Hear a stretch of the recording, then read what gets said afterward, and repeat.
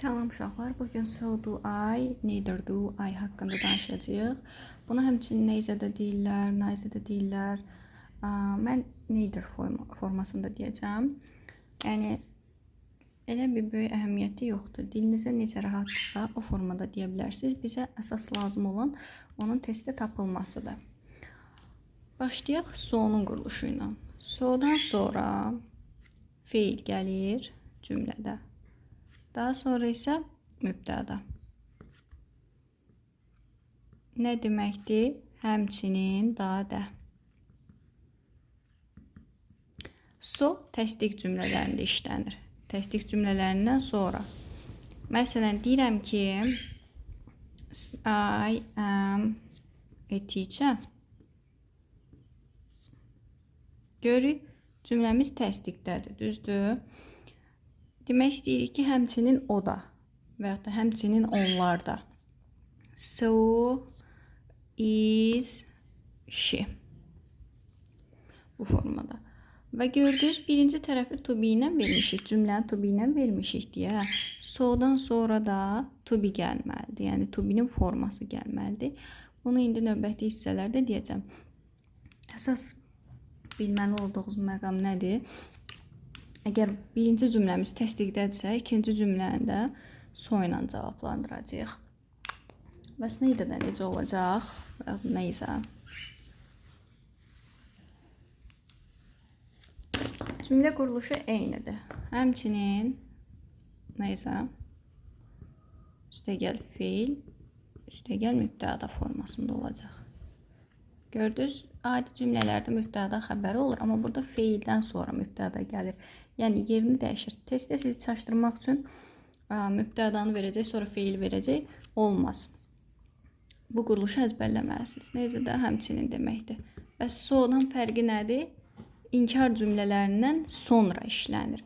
Məsələn, deyirəm ki, I am not a teacher.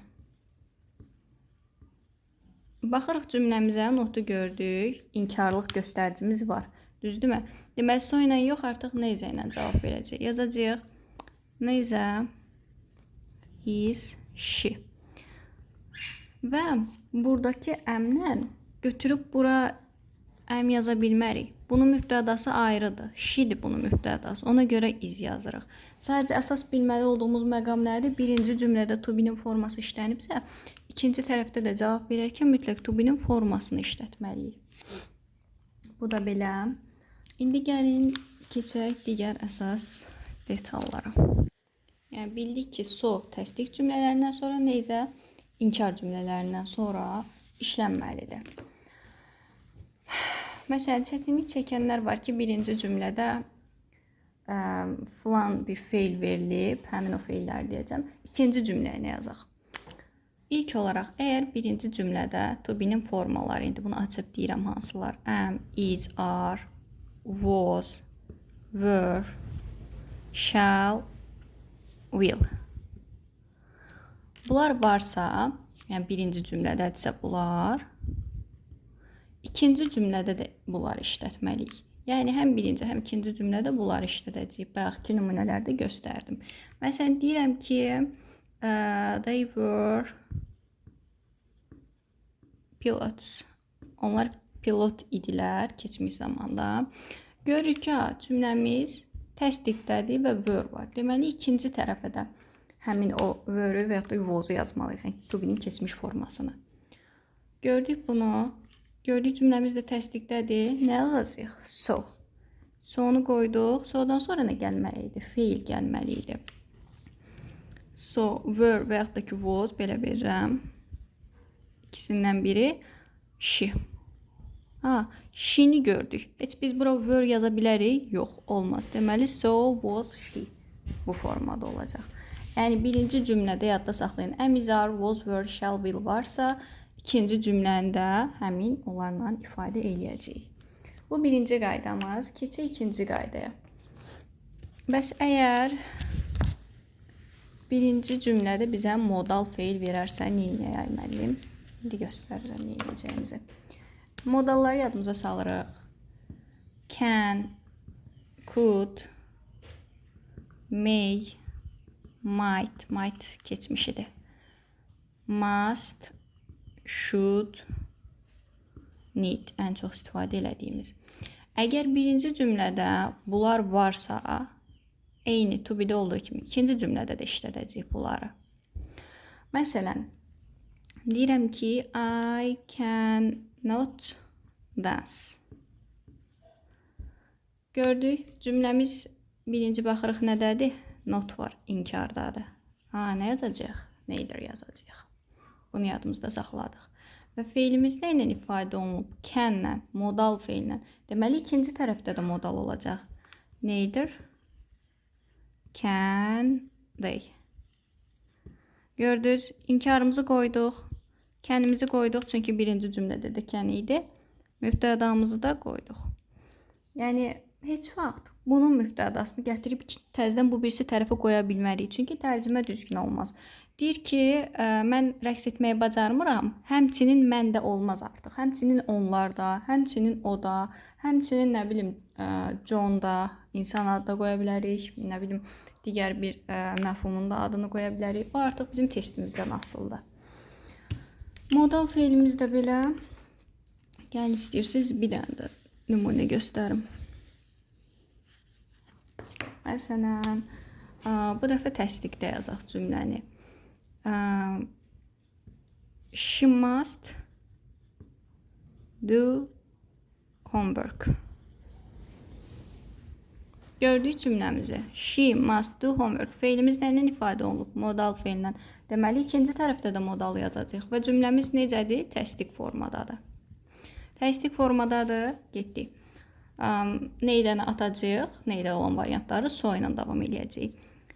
Nə yazacaq? So must, məsələn, I.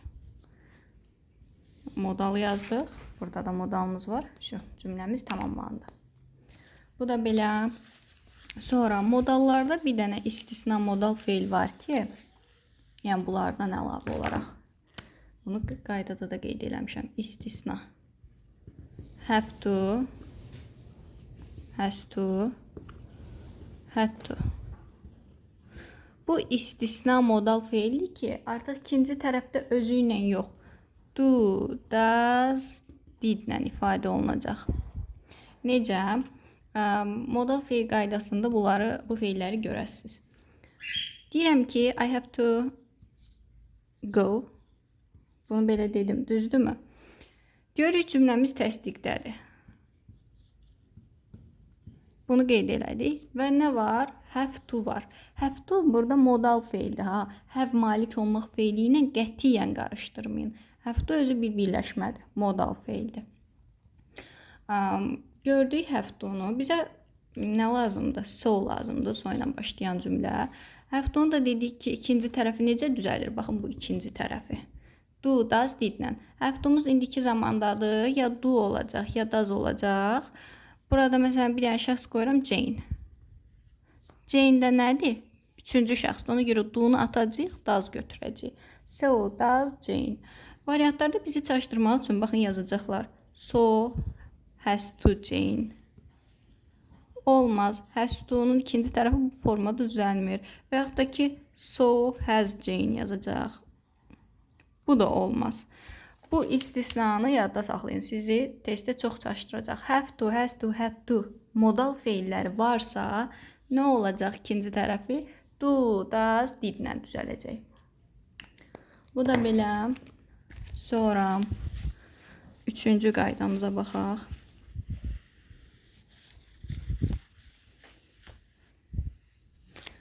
Üçüncü qaydamız nədir? Have feili haqqındadır. Have.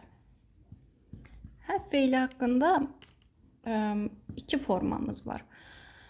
Bir var, have-dən sonra feil gələcək, have üstə gəl feil. Məsələn, deyirəm Nick has learned. Have-in forması da have, has, had. Üç forması var. Has learned. Cümləmizin hansı formada olduğunu müəyyən elədik. Təsdiq.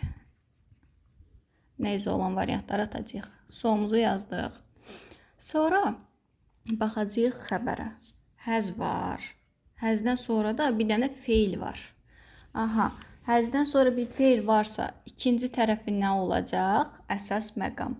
İkinci tərəfi özü ilə olacaq. Yəni have, haslə olacaq. Have, has, had. Bu formada olacaq. Yəni has üstəgəl feil gördüksə, ikinci tərəfə have, has, had yazacağıq. Have, has, had. Belə variantlar verir. Burada qoyur bir dənə, nə bilim, tutaq ki, they yazıb. Baxırıq cümləmiz hasdir. Deməli, indiki zamanda verib. Ona görə variantda had varsa atarıq. Sonra qalır so have they, so has they. They ilə işlənən nə olacaq? Have olacaq da. Yəni birinci cümlənin hasini götürüb buraya yaza bilmərik ki, bu cümlə artıq bitibdir, nöqtəsi qoyulubdur. Deməli, yeni bir cümləyə başlamışıq və yeni cümlənin mübtədası they'dir. Ona görə has olmaz. Və yaxud da ki, başqa bir cümlə, biraz burada xət çəkirəm, nə bilim, qaralayıram, eləyirəm, birdən başınız qarışar. Bir də deyirəm ki, I haven't spoken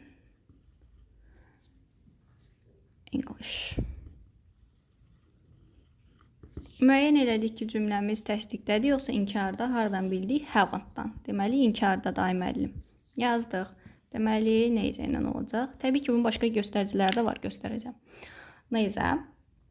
Aha, nə gördük? Have gördük. Bir də nə gördük? Qarşısında bir dənə fail gördük. Aha, have üstəgəl fail olanda nə olurdu ikinci tərəf? Have, has, had ilə düzəlirdi. Deməli, yazırıq yenə have, has, had. He olsun burada. Bunu silək, qarışmasın. Aha. Baxırıq cümləmizə have ilə verib. Deməli, indiki zamandadır. İkinci tərəfə keçmiş yaza bilmərik. Had olmaz. Atdıq bunu. Düzdür. Have ilə has qaldı. Yenə mübtədamıza baxdıq. He-dir. Ona görə have atacağıq. Has olacaq. Nə olsun ki, birinci cümlədə have var. Bu ayın have-idir. Bu da he-nin has-idir. Hərəsi ayrı-ayrıdır. Bu da belə. Sonra digər bir have qaydasına baxaq. Bir də tutaq ki, bizə verilir have, has, had-i, amma özündən sonra heç nə vermir də. Məsələn, deyirəm ki, I have a book. Ən sadə cümlə.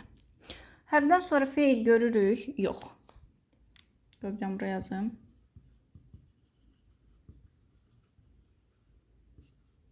İkinci tərəfi do, does, did ilə olacaq. Hə.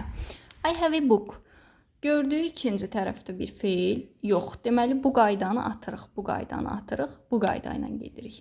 Cümləmiz təsdiqdədir. So, zamanımıza baxırıq. Have indiki zamandadır. Aha, qalsın. Ya do olacaq, ya does olacaq. Burada da mübtəda verir, məsələn, Aysu. Aysuya da nə yazacağıq? Does yazacağıq. Nəyə görə have yazmadıq? Çünki have-dən sonra ikinci bir feil gəlmədi. Have-in özü elə feildir. Have-in özü xəbərdir. Malik olmaq. Bəs ay müəllim, niyə have-dən sonra feil gələndə have, has, had-lə düzəltdik? Bu zaman mövzusudur. Have-dən sonra feilin gəlməsi perfect, bitmiş zaman mövzusudur. Yəni bitmiş zamanın da sualı, inkarı have, has, had-in özü ilə düzəlir. Amma buradakı have əsas feildir. Malik olmaq feil. Məsələn, go demirik, getmək, walk, gəzmək. Necə ki, bunlar əsas feildir, have də burada artıq əsas feildir. Ona görə does-la düzəldi. Məsələn, deyirəm ki, I hadn't a book. Düzdür. Cümləmiz nədir? İnkardır. Nə olacaq ikinci tərəf? Neysə. Qoyduq. Və görürük, hadn't. Keçmiş zamandadır. Onda nə olacaq? Have, has, had. Had inkar, keçmiş zamandadır, inkardadır, o zaman did. Didimizi qoyduq. Aysu. Dadamızı da yazdıq. Yəni, bu da belə. Sizi testdə tək çaşdıran məqam bu ola bilər. Bunu da əzbərləyin. Have-dən sonra feil varsa, ikinci tərəf have, has, had-in özü ilə düzəlir. Yox, əgər have-dən, has-dən, had-dən sonra heç nə yoxdursa, necə düzələcək? Do, does, did ilə düzələcək. Onu da şəxsə və zamana görə özünüz uyğunlaşdıracaqsınız. Bu belə. Bəs ay müəllim, tutaq ki, modal yoxdur, to be-nin forması yoxdur birinci cümlədə, nə bilim, have, has, had yoxdur. Biz neyniyək? O ən asandıdır. Onlar yoxdursa, deməli, bizim əsas feilimiz olacaq. Bayaq saydıqlarım. Məsələn, deyirəm ki, I go to school. Go modal feil deyil, to be-nin forması deyil, have, has, had deyil. Biz bunu necə düzəldək? Zaman mövzusunda olduğu kimi, baxın, go. Hansıdır? İndiki zamandadır. İndiki zamanda da necə olur bu feillər? Do, does-la. Keçmişdə artıq bir dənə bura I went yazaq. I went to school. Bu da artıq go-nun keçmişidir də, düzdürmü? Bu da deməli didlə olacaq. Cümləmiz təsdiqdədir. Okey, sonumuzu qoyduq. Neysə, olan variantları atdıq. Sonra belə nöqtələr qoyaq. Burada nə yazılıb? Məsələn, ay yazaq. Yox, ay birinci mübtəda da var. Dey yazaq. Aha, go-muz verilib. İndiki zaman olduğunu bildik. Dey də nədir? Do ilə işlənir. Does-la, təbii ki, do ilə. Getdik, do-nu yazdıq bura, bu formada. Sonra ikinci cümlə görürük. Təsdiqdədir. Okey, sonumuzu yazdıq. Nöqtələr qoyduq. Dey yazdıq yenə. Görürük, feilimiz hansı zamandadır? Keçmiş zamanda. Keçmiş zamanında ikinci tərəfi necə düzəlir? Did. Okey, didimizi yazdıq. Eyni ilə inkarı da bu formadadır. Məsələn, inkara aid də bir nümunə göstərim. Deyirəm ki, I don't go to school. Bu hətta artıq daha rahatdır. Görürük, don't go verilib. Don't verib bizə. Və cümləmiz də inkardadır. Neyzəni qoyduq. Deməli, ikinci tərəfimiz do, does, do, does-la olacaq. İndiki zamanda did olmaz. Nöqtələr, she. She ilə də do olar, does olar. Əlbəttə ki, does olar. Götürdük, yazdıq. Yəni, inkar cümlələrində rahatdır ki, qarşısında artıq bunun göstəricisi verilir. Və yaxud da ki, bunu verir, didn't go. I didn't go to school. Gördük, didi gördük. Deməli, inkarda nə olacaq? Burada did olacaq. Belə. Yəni, so, do, I haqqında, necə do, I haqqında əsas qeydlər budur. Yəni, indi biraz da xırdalıqlarına gedək. Bunu, uşaqlar, mütləq əzbər yadınızda saxlamalısınız. Cümlədə so, to, bir də also var. Bunlar sonun əvəzləyicilərdir, yəni sinonimləri. Yəni, nədir? Təsdiq cümlələrində işlənir. Məsələn, deyirəm, gəlin bunu qara ilə yazım. So, to, also. I can swim. Bunu verdik. Deyirəm, she can to. Gördünüz? To gördük. Bu birinci cümləmiz nədir? Təsdiq. Deməli, ikinci cümlədə də ya so olacaq, ya to olacaq, ya da also olacaq. Və yaxud da ki, also, she can. Gördünüz, also. Bunu, məsələn, sizə testdə çaşdırmaq üçün verər belə. I can't. I can't verəcək. Cümləmizi inkarda verəcək. Artıq təsdiq olmayacaq. Variantlarda da to verəcək, also verəcək. Olmaz. Artıq həmin variantları atasız. Olmaz. Bu yəni. So, to, also necə cümlələrdən sonra işlənəcək? Təsdiq. Bu belə. İnkarınki də asandır. İnkar. Neysə. Ən çox səsləndirilmə formaları budur. Eyzə, neyzə deyirlər. Və either, neither bu formada da deyirlər. Bunlar necə cümlələrdən sonra işlənəcək? İnkar. Bəs bunu necə fərqləndirək, ay müəllim? Məsələn, deyirəm ki, I can't swim. Bu formada deyirəm də. Artıq cümlənin inkar olduğunu görüb. Neither deyə götürə bilirik. Neither can she. Bu formada, düzdür. Və görürsünüz, bu cümlə inkardadır. Artıq neither olan cümlədə təsdiqdədir. Yəni, neither'dan sonra nə olacaq? Təsdiq cümlə olacaq. Özündən əvvəl inkar, özündən sonra təsdiq. Görürsən, can't yazmadım ki, can yazdım. Amma either'da biraz, yəni eyzədə biraz cümlə fərqlənəcək. She can not, yəni she can't either. Gördünüz, either olan cümlə artıq inkarda oldu. Bunu da belə yadda saxlayın. Yəni cümləmiz inkardadır, birinci cümləmiz. Neyzə ilə cavab verdiksə, neyzə olan cümlə təsdiqdə olacaq. Yox, eyzə ilə cavab verirsə, eyzə olan cümlə inkarda olacaq artıq. Və yaxud da ki, belə yadda qalmır, qarışdırırsınız. Baxın, n, neyzənin n-sını yadda saxlayın. Bu artıq cümləyə inkarlıq verdi deyə ikinci bir inkara ehtiyac yoxdur. Amma eyzənin n-sı yoxdur da, bu özü inkarlıq tələb eləyir. Ona görə onun yanına bir dənə də n ilə başlayan, notla başlayan inkarlıq əlavə etməliyik. Yəni, bu da belə. Sonra mən sizə başqa nə deyim? Dedim, uzlaşdırmanı eləyirsiniz. Mütləq birinci cümlənin mübtədası ilə ikinci cümlənin xəbərini uzlaşdıra bilməzsiniz. Hər cümləni ayrı-ayrı uzlaşdırmalıyıq. Nöqtə qoyuldusa, o birisi cümlənin artıq bizə aidiyyatı yoxdur. Bir də, məsələn, bizim feillərimiz var.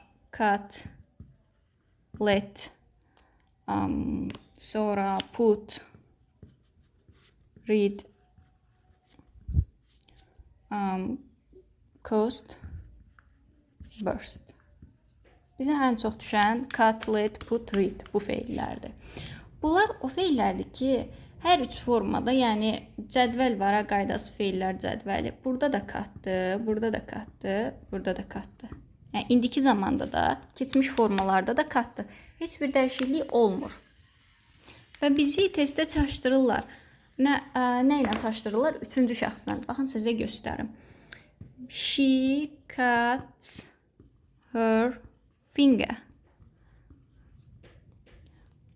Cümləmiz nədir? Təsdiqdədir, düzdürmü? Qoyduq so'muzu. Və to also da vermək olar.